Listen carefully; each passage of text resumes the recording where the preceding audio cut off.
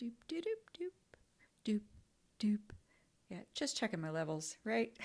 That's fun that way, right? Oh my goodness. The name of this video is Pennies from Heaven, or subtitle, Gather Your Vessels. I don't know if you remember the Bible.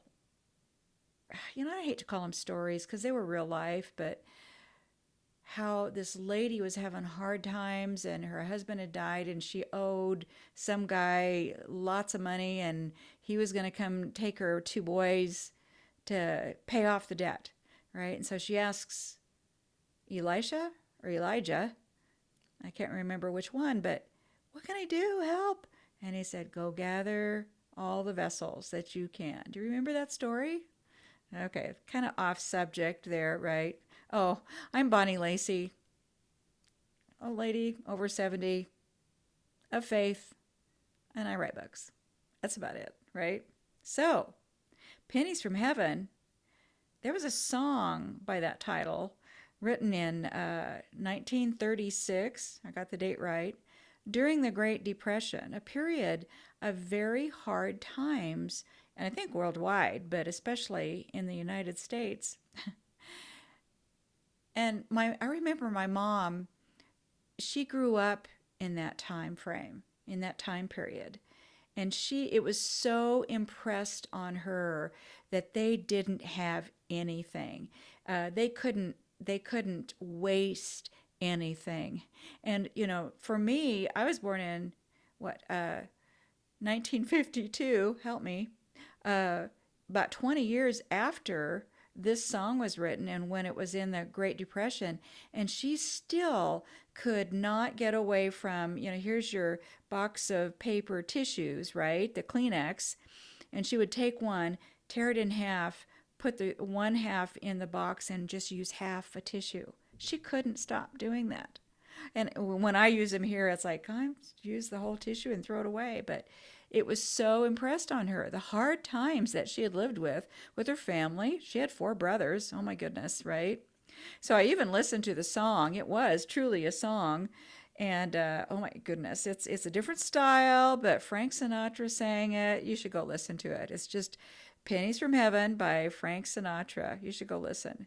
But the reason for this name for this video is when I went to a couple weeks ago. I took part in the first annual Nebraska Book Fair recently, and it was held in Grand Island, Nebraska, and it was for Nebraska authors, poets, small businesses, and we were invited to sell our books and book-related, paraphernalia items, right? And they're very creative. It was really fun. So I applied, but because of mixed understandings between the promoters and the event building owners, we were alerted like a couple of days before, I think it was, to bring our own tables and chairs that we'd already paid for. We'd already paid for those. At that point, man, I don't want to go. I was like, whine, whine, right? Attending meant hauling everything in, setting up my own tables and chairs in their venue, along with the usual books and stuff that I sell. Books are enough, much less the furniture, right? I went, parked, carried in two tables and a chair, loaded my wagon with boxes of books and other stuff that I sell. I thank God for foldable wagons. Oh my goodness.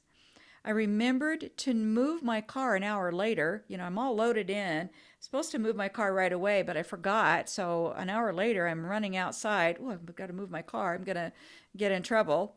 Um, because they want, these special places up close for their actual customers, not for vendors like me. So the first Pennies from Heaven drop, which I'm going to call PFH from now on, gift, was when I ran out and saw, a guy was running out too, and he was laughing. And I was like, what? He'd forgotten to move his car as well. But the promoters, he was telling me, had told him that we had to clear the first 6 spaces for our customers, right? So he jumped into his SUV and drove off, leaving me to count spaces. So 1, 2, 3, 4, 5, 6. I'm in number 7. I don't have to move my car. Yeehaw, right? I could leave it there, and when the thing is over, all I have to do is haul my stuff out. I don't have to move my car. Oh my goodness. That was a pennies from heaven. Do you get what I mean now? Okay. The next PFH gift was when the sales began to break out. Almost every vendor sold well, me included. And I don't think I said this before, but some of these markets are very competitive. They sell everything from wood products to books, clothing, t-shirts, everything. But this was a book fair. How many people? I mean, it's going to be huge competition, right? Everybody has books. But I was wrong because everybody doesn't love the same books, right? Everybody, every vendor, everybody, over and over. I'm not going to edit this. I edit books, right? Every vendor, there was horror, there's romance. I write Christian contemporary fantasy. There were nonfiction books, all kinds of all genres. So a book person coming in to shop at that book fair would definitely be able to find something that they would love to read.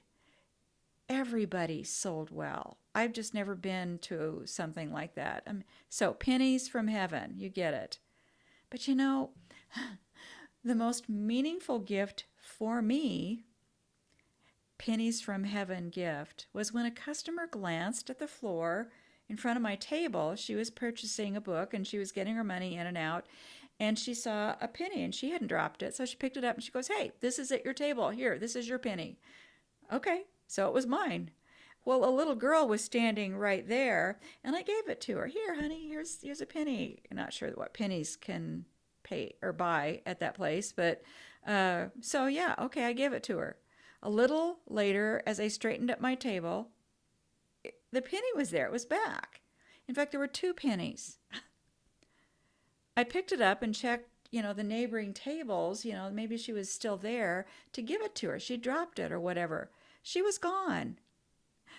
Now, you can call me crazy, which I am. I admit it a little bit, but I knew those pennies were from God. His PFH gift, pennies from heaven, was of the least value in the world's point of view, right?